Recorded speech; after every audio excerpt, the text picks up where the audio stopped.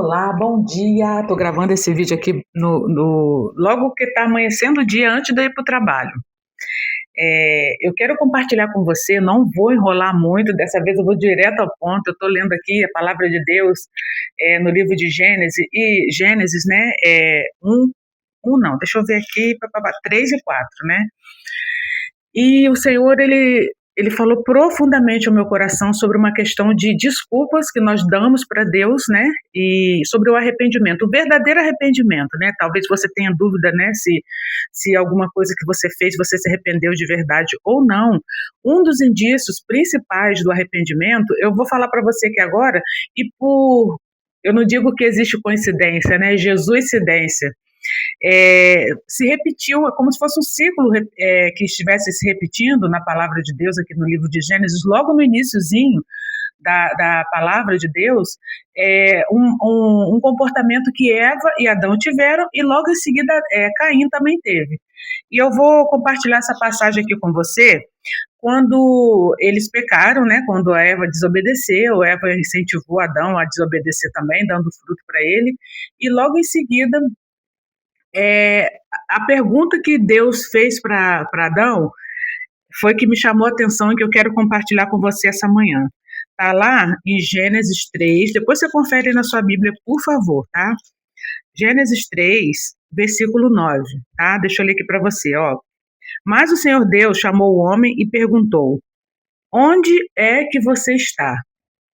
E eu comecei a ler também o capítulo 4 hoje, e eu me deparei com a seguinte pergunta que Deus fez para Caim, logo assim que ele tinha matado Abel.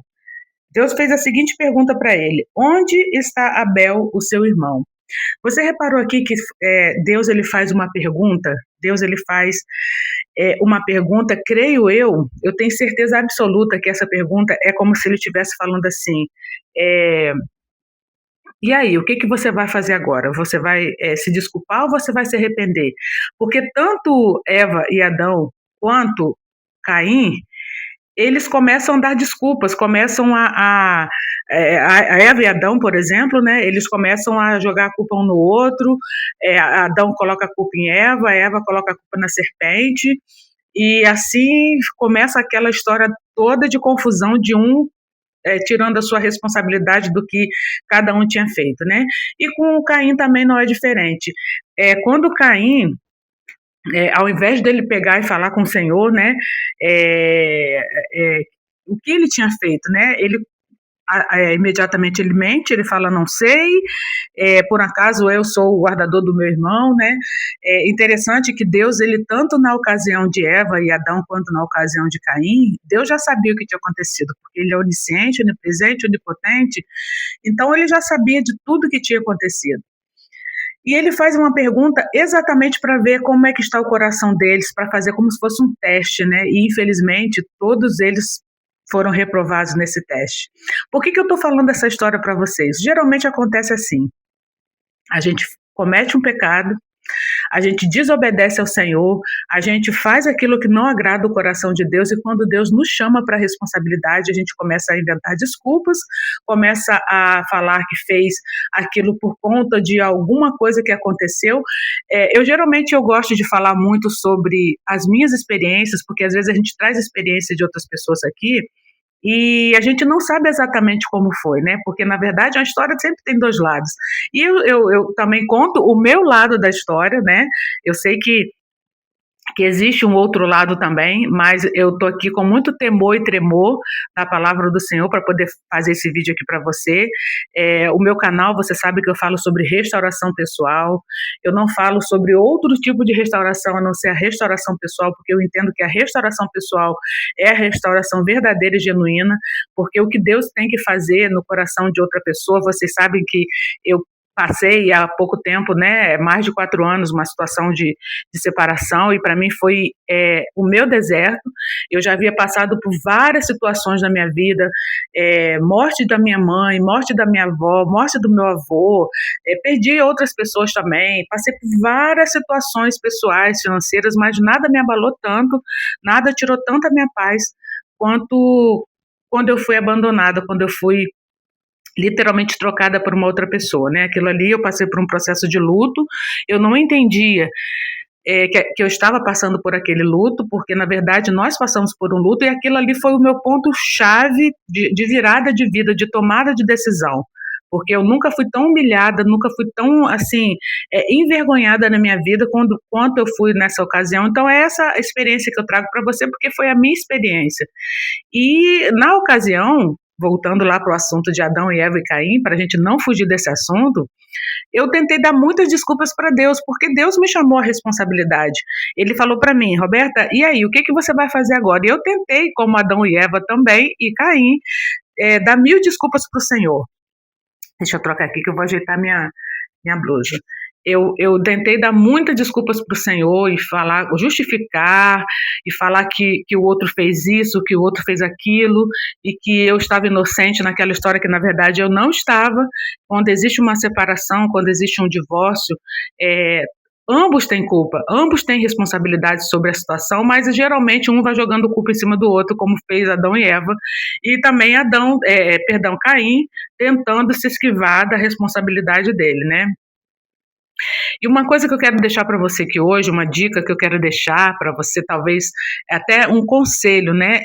Quando Deus te chamar a responsabilidade, primeiro, antes de eu falar isso para você, deixa eu falar uma coisa para você. O único pecado que não tem perdão é a blasfêmia contra o Espírito Santo, né? Isso aí você já sabe, que eu creio que você que está aqui, você me acompanha, você é um leitor ou uma leitora da Bíblia, então você sabe que o único pecado que não tem perdão é a blasfêmia contra o Espírito Santo. Fora isso, Deus, ele perdoa qualquer coisa, não existe nenhum pecado que Deus não possa perdoar. Eu achava que esse pecado que eu tinha cometido era imperdoável e eu me escondia, tinha síndrome de Adão, né? Eu me escondia, Deus me chamava a responsabilidade e eu sempre tentava me esquivar da minha responsabilidade. Então, a gente partindo por esse princípio, não existe pecado sem perdão. Então, eu me sentia muito culpada em relação a tudo, depois que eu coloquei a responsabilidade na outra parte, e depois eu fiquei com aquele sentimento de culpa, e fiquei muito mal com relação a isso. E eu custei a entender que eu também tinha a responsabilidade em relação a tudo que estava acontecendo comigo. Quando eu entendi que eu precisava ter esse compromisso com Deus e essa responsabilidade de saber que eu precisaria me consertar diante dele, porque eu já havia feito muitas coisas antes. Eu tinha muitas falhas, eu tinha muitos defeitos, muitos comportamentos que eu sabia que eram ruins, que eu precisava consertar. Então, quando eu consegui entender que o que Deus queria fazer na minha vida era muito maior do que qualquer outra coisa, eu comecei a me derramar diante do Senhor, confessar os meus pecados. E quando Deus me fez a seguinte pergunta, né, a pergunta pela segunda vez, né, o que eu ia fazer com aquilo ali, eu já tinha uma resposta para dar para ele, uma resposta sincera, de arrependimento, genuíno, que não foi um arrependimento qualquer, porque na verdade quando a gente tem um arrependimento qualquer é um remorso. Então realmente eu estava arrependida de tudo que eu tinha feito, não só em relação ao relacionamento que eu tinha acabado de terminar, mas em relação também às coisas que eu tinha feito na minha vida inteira. Eu tinha contas para acertar com uma porção de gente, eu não sabia, de coisas erradas que eu tinha feito, não nada de crime, nada de coisa assim, coisas imperdoáveis, não, mas comportamentos mesmo que eu tinha feito, falado de pessoas, né? Então eu entendi que Deus, ele queria que eu tivesse um comportamento diferente do qual eu havia tido antes. E o que eu fiz? Eu simplesmente me entreguei a ele, eu me derramei diante da palavra dele, eu procurava entender o que Deus queria fazer comigo, então para isso eu precisava conhecer a palavra, eu precisava saber qual era o propósito de Deus na minha vida, e assim eu fui caminhando, eu fui a cada dia mais tendo experiências atrás de experiências, revelações atrás de revelações, e foram momentos maravilhosos que eu vivi naquela época, que tem mais de 4 anos, e que eu vivo até hoje. Então, o que eu quero deixar para você é que você não pense que o seu pecado não tem perdão, e que quando o Senhor te chamar para a sua responsabilidade pessoal, que você tenha a liberdade, que você tenha a intimidade, que você tenha o caráter de Cristo, né? E confesse a Deus os seus pecados e fale para o Senhor tudo aquilo que está dentro do seu coração, tudo aquilo que precisa ser consertado, tudo aquilo que você fez, tudo aquilo que você pensou, tudo aquilo que você deixou de fazer. Eu tenho certeza que você vai viver muito melhor, que você não vai viver mais com as amarras que Satanás tinha antes, né, que ele tinha essa autoridade para te prender no mundo espiritual, né, as correntes do pecado. Porque isso, eu quero ressaltar para você que isso é um comportamento diário, porque às vezes nós passamos, eu conheço, tá? Infelizmente eu conheço muitas pessoas que passaram pelo vale da sombra da morte, mas elas se esqueceram.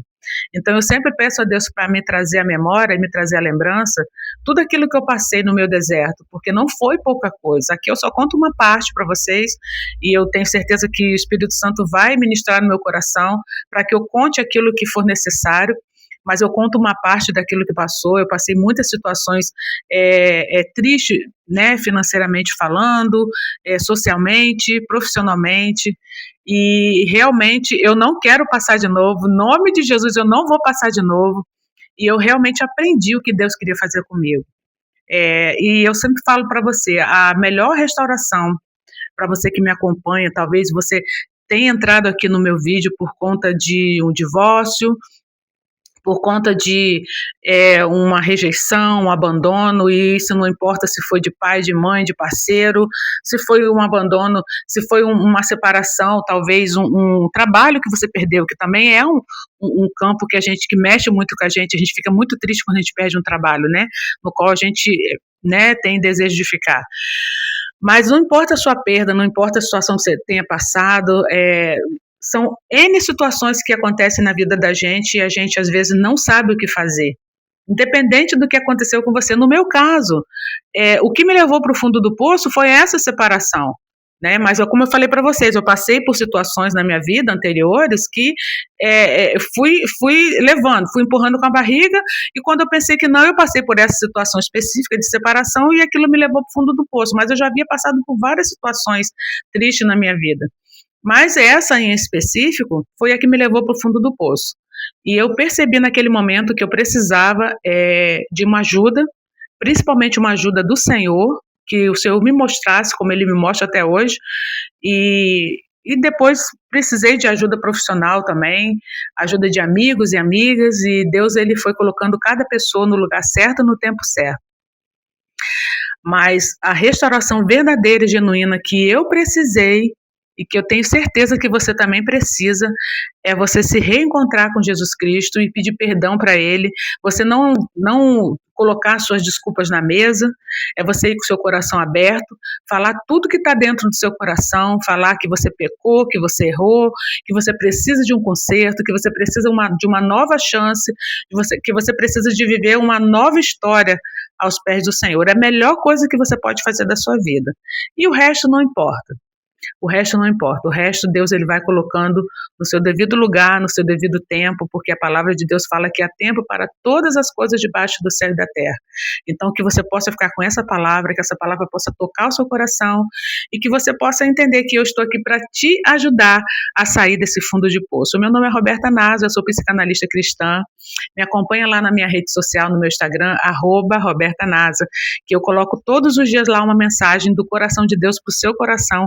Eu tenho certeza que através desse canal, desse perfil do Instagram, tanto aqui do YouTube, Deus vai abençoar a sua vida e você vai conseguir a vitória que você sempre almejou. Amém? Fica com Deus, em nome de Jesus, e a gente se encontra no próximo vídeo. Tchau, tchau.